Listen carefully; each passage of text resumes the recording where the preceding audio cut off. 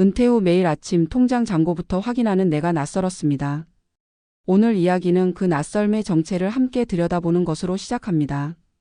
우리는 평생 일을 하며 월급날을 기다려왔습니다. 돈은 들어오고 우리는 쓰고 남으면 저축하고 부족하면 다음 달에 만회하면 됐습니다. 그런데 은퇴 이후에는 방향이 바뀝니다.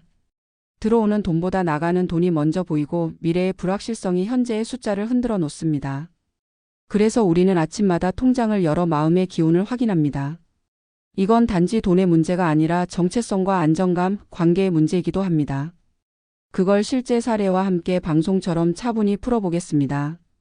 첫 번째 사례는 62세 전직 중학교 교사입니다. 이분은 국민연금과 사학연금을 합쳐 월 210만 원이 들어옵니다.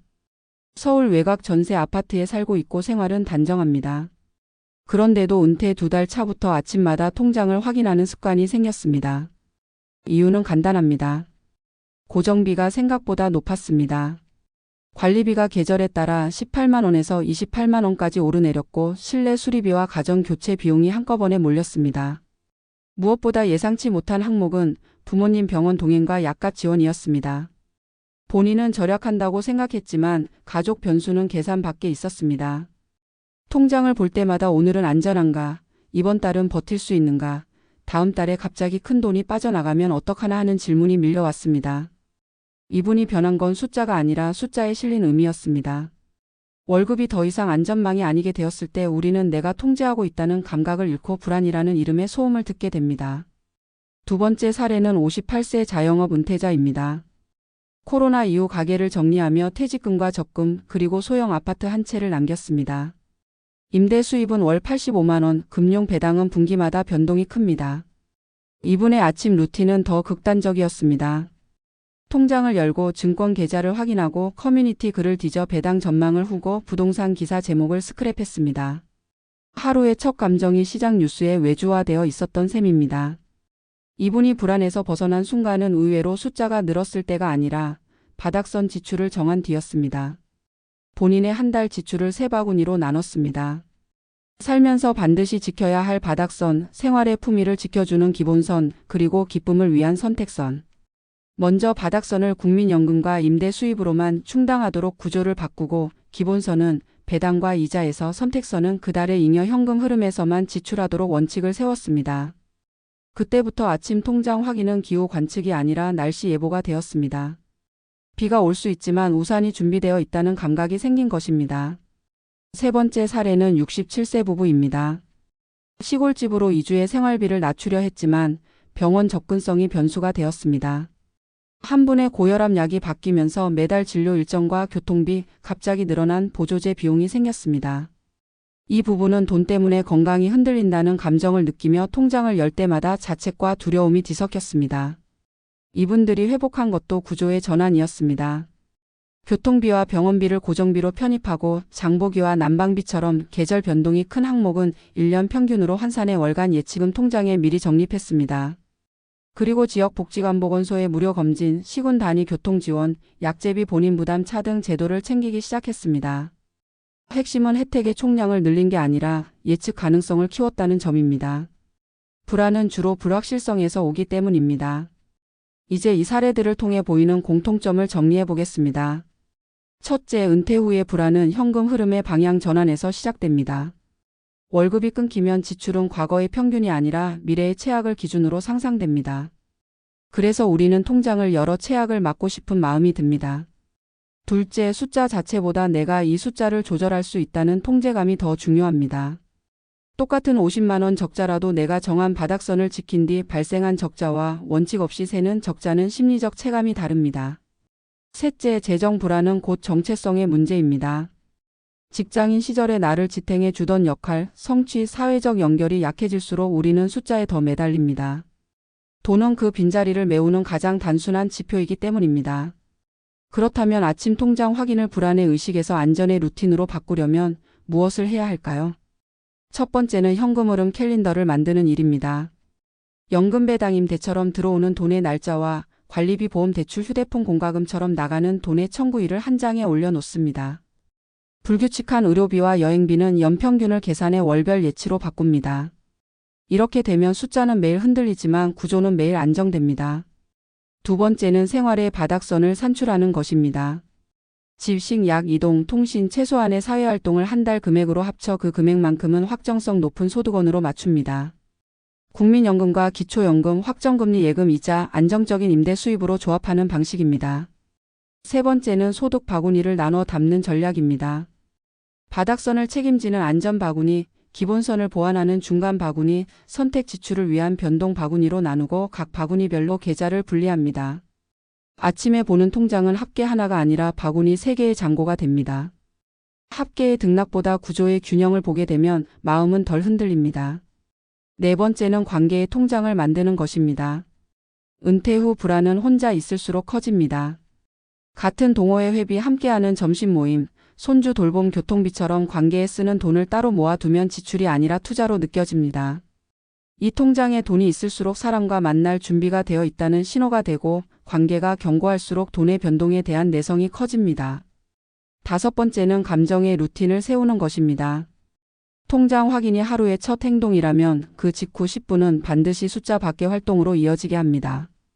간단한 스트레칭, 짧은 산책, 감사 기록 3줄처럼 몸과 마음의 온도를 높이는 루틴을 덧붙입니다.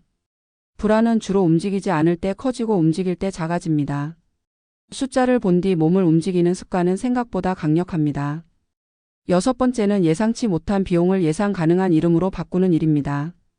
예컨대 병원비는 약제비, 정기검진, 이동 비용으로 나누고 계절 비용은 난방, 냉방명, 절경조사로 구체화합니다.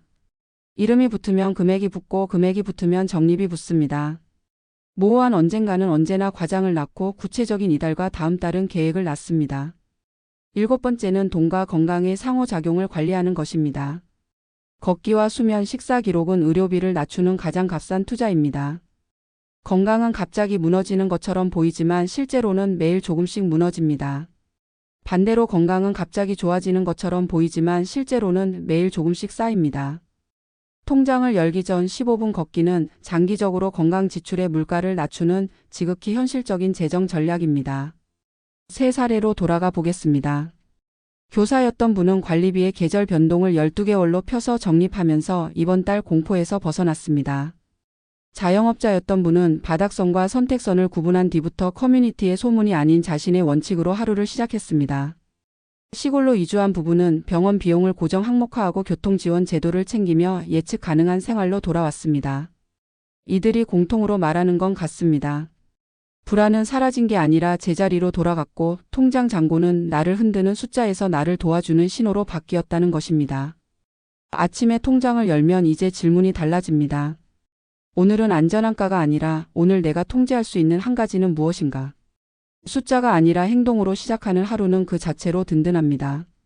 마지막으로 한 가지를 덧붙입니다. 우리는 평생 누군가의 평가, 회사의 성과, 사회의 기준에 맞춰 살았습니다.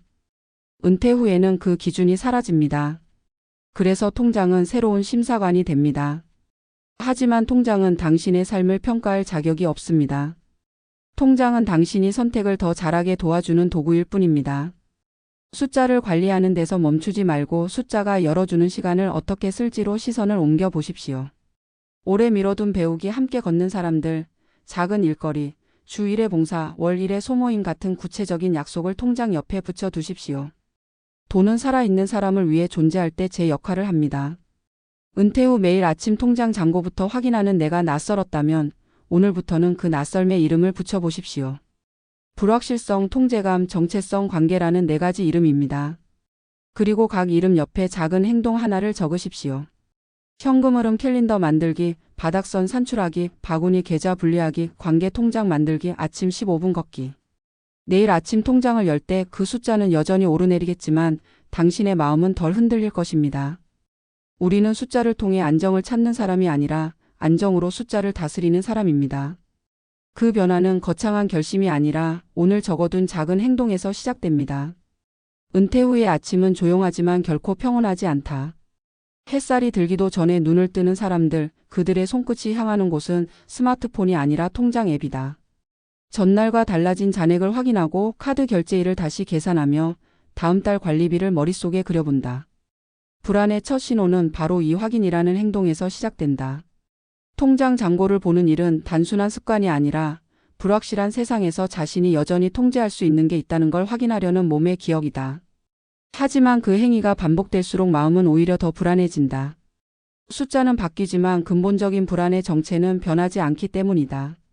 한 전직 공무원은 이렇게 말했다. 은퇴 전에는 내 계좌에 돈이 들어오는 날짜를 기억했는데 지금은 빠져나가는 날짜만 기억합니다. 그의 말에는 단순한 경제 변화가 아니라 삶의 구조적 전환이 담겨 있다. 월급이 사라진다는 것은 단지 소득의 문제가 아니라 사회와 연결된 끈이 끊어지는 경험이기도 하다. 누군가 나의 노동을 평가하고 그 대가를 주던 관계가 끝나면 우리는 세상과의 교환이 멈춘 것 같은 공허함을 느낀다. 그리고 그 빈자리를 채우려는 본능이 바로 통장 확인이다. 누군가의 평가 대신 숫자의 변화를 통해 존재감을 확인하는 것이다. 은퇴 이후 재정 불안은 대부분 예측의 실패에서 비롯된다. 사람들은 대개 지출 구조는 줄어들 거라고 생각한다. 하지만 실제로는 새로운 비용들이 등장한다. 건강검진에서 나온 약가, 부모님 요양비 지원, 자녀의 일시적 요청, 냉난 방비의 계절적 폭등, 관리비의 상향 조정, 차량 유지비, 갑작스러운 수리비. 이런 지출은 한 달에 한 번씩은 반드시 나타난다. 정기적인 수입이 없는 상태에서 불규칙한 지출이 반복되면 불안은 폭풍처럼 자라난다. 어떤 사람은 이 문제를 예산으로 해결하려 하지만 진짜 해결책은 예측 가능성을 회복하는 데 있다. 불확실성의 폭을 좁히는 일, 그것이 곧 심리의 안정으로 이어진다. 그래서 최근 은퇴 재무 상담에서 가장 많이 쓰이는 개념이 바닥선 지출이다. 반드시 필요한 항목만을 계산해 확정적인 소득으로 충당하는 구조다. 국민연금, 기초연금, 확정금리 예금, 장기 임대 수익 같은 예측 가능한 현금 흐름이 바닥선을 지탱한다. 이 바닥선이 확보되어야 사람은 일상에서 선택을 할 수 있다. 여유가 생긴다는 것은 돈이 많아지는 것이 아니라 불안이 줄어드는 것이다. 이 구조를 이해하지 못한 채 절약만 반복하면 삶은 점점 더 작아진다. 절약은 좋은 습관이지만 그것만으로는 마음의 안전망이 되지 못한다. 은퇴자들의 심리 연구에서도 비슷한 결과가 나온다. 하루의 첫 감정이 불안으로 시작될수록 그날의 만족도는 급격히 떨어진다. 통장을 열어보는 순간 불안 호르몬인 코르티솔이 상승하고 몸은 실제로 위기 상황에 처한 것처럼 반응한다. 하지만 대부분의 은퇴자들은 이를 자각하지 못한다. 그저 돈을 아껴야지, 계획을 세워야지라는 생각만 되풀이할 뿐이다. 그러나 그 안에는 내가 내 삶을 조절하지 못한다는 무의식적 감정이 숨어 있다. 통장을 자주 보는 이유는 돈이 아니라 통제감을 되찾고 싶어서다. 한 65세 남성은 매일 아침 7시에 은행 앱을 열어보던 습관을 바꿨다고 했다. 대신 그는 하루 첫 행동으로 산책을 선택했다. 신기하게도 돈이 늘어난 건 아닌데 마음이 안정됐어요. 걷는 동안 생각이 정리되고 통장을 볼 때도 객관적으로 보게 되더군요. 이 간단한 행동의 변화가 보여주는 건 재정 관리와 심리 안정은 따로 존재하지 않는다는 것이다. 몸이 움직일 때 마음이 안정되고 마음이 안정될 때 지출은 통제된다. 통장은 결국 우리의 감정 상태를 반영하는 거울이다. 또 다른 은퇴 부부는 3개의 통장을 만들었다. 생활비 통장, 비상비 통장, 관계 통장. 생활비 통장은 말 그대로 고정비와 필수 소비를 위한 계좌였다. 비상비 통장은 갑작스러운 의료비나 차량 수리비, 경조사비를 대비했다. 그리고 마지막으로 관계 통장에는 사람과의 만남, 취미 모임, 봉사활동 등에 쓸 돈을 넣어두었다. 이 통장 덕분에 사람을 만날 때 마음이 편했어요. 지출이 아니라 나 자신을 위한 투자라고 생각하게 되더군요. 이 경험은 단순히 돈의 분리보관이 아니라 감정의 분리보관이기도 했다. 돈을 쓸 때마다 죄책감을 느끼는 대신 어떤 돈은 써야 한다는 인식이 생긴 것이다. 은퇴 이후의 돈은 숫자가 아니라 리듬이다. 일정하게 들어오고 일정하게 나가는 리듬이 깨질 때 우리는 불안을 느낀다. 이 리듬을 유지하려면 생활 패턴이 먼저 안정되어야 한다. 식사 시간, 수면, 외출, 인간관계의 패턴이 고르게 이어질 때 지출 역시 안정된다. 많은 은퇴자들이 돈이 줄어드는 게 두렵다고 하지만 실제로 그들이 가장 두려워하는 것은 돈이 아니라 예측 불가능한 내일이다. 그 예측 가능성을 회복하는 가장 현실적인 방법은 일상의 구조를 다시 짜는 것이다.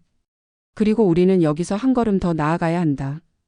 은퇴는 단순히 직장을 떠나는 사건이 아니라 새로운 정체성을 세우는 과정이다. 일할 때 나는 누군가의 필요에 의해 존재했지만 은퇴 이후에 나는 내 선택에 의해 존재한다. 그 선택의 첫 기준이 돈이 되어버리면 삶은 위축되고 감정은 숫자에 종속된다. 그러나 돈을 삶의 도구로 다시 정의하면 그 숫자는 자유의 신호로 바뀐다. 많은 사람들이 은퇴 후 돈 걱정 없는 삶을 꿈꾼다. 하지만 실제로는 걱정이 없는 돈보다 걱정을 줄이는 습관이 더 중요하다.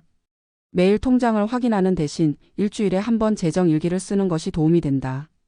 수입과 지출을 기록하며 이번 주 나를 불안하게 한 돈의 순간을 적어보는 것이다. 병원비일 수도 있고 예상치 못한 경조사일 수도 있다. 그 순간을 기록하면 돈의 흐름이 아닌 감정의 흐름을 볼 수 있다. 불안은 감춰진 곳에서 자라지만 기록은 그것을 드러나게 만들어 제어할 수 있게 한다. 결국 은퇴 후의 재정 안정은 숫자의 안정이 아니라 감정의 안정이다. 돈을 관리하는 능력보다 중요한 것은 불안을 다루는 능력이다. 매일 통장을 확인하며 스스로를 불안에 몰아넣기보다 그 에너지를 새로운 리듬을 만드는 데 써야 한다. 생활비의 구조를 바꾸고 관계의 통장을 만들고 하루를 여는 루틴을 다듬는 일. 그것이 진짜 은퇴 재테크다. 교훈은 명확하다. 돈은 나를 지키는 수단이지만 내가 돈을 지켜야 할 때도 있다. 숫자에 흔들리는 삶이 아니라 숫자를 활용해 마음을 지탱하는 삶. 그것이 진정한 은퇴의 자립이다.